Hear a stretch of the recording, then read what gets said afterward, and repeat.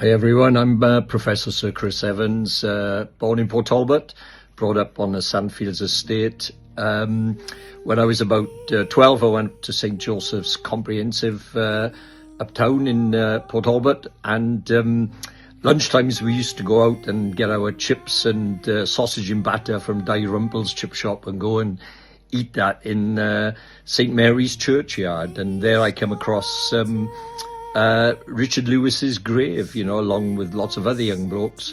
And we sort of used to read that. And unfortunately, one of the older boys in the school who was there, he told us that Richard was an outlaw, was a bandit, was a robber, and he was caught and he was hanged in Cardiff and then buried here in Aberavon, where he was born. And sort of believed that for a while till one of the teachers in school, when I was talking about it, said, no, you got that wrong, Chris.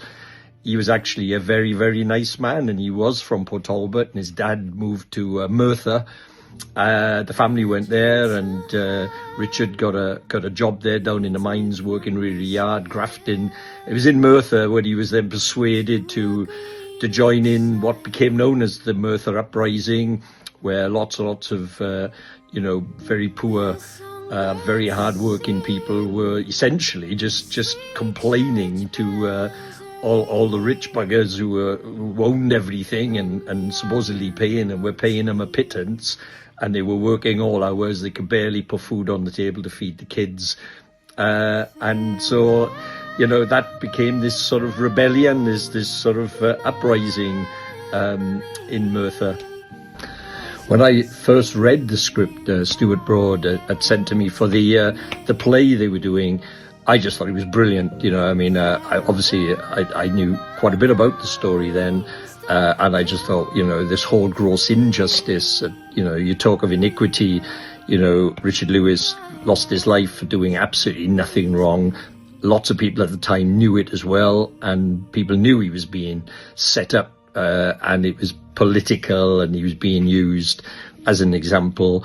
Totally unfair. And the fact that his wife, who was very pregnant, lost the baby with a miscarriage shortly after the hanging because of the stress and emotion of it all. I mean, like a double iniquity in a way.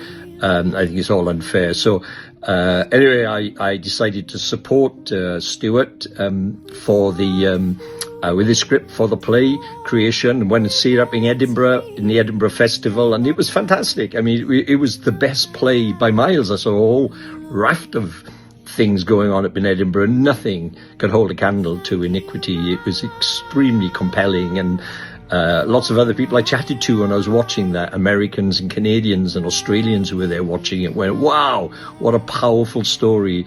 So, I thought superb. I know that Stuart and the gang have come forward to make a film. I'm going to support them again. I just think it would be fantastic to have the film out there. I think it could be extremely powerful, send all sorts of messages, but in itself, the story, I think, is immensely powerful. Richard Lewis, Dick Penderyn deserves his soul to be set free, deserves to be pardoned. We need to get a petition into Downing Street, and after 195 years, I think it's time that Richard Lewis, Dick Penderyn, was indeed set free.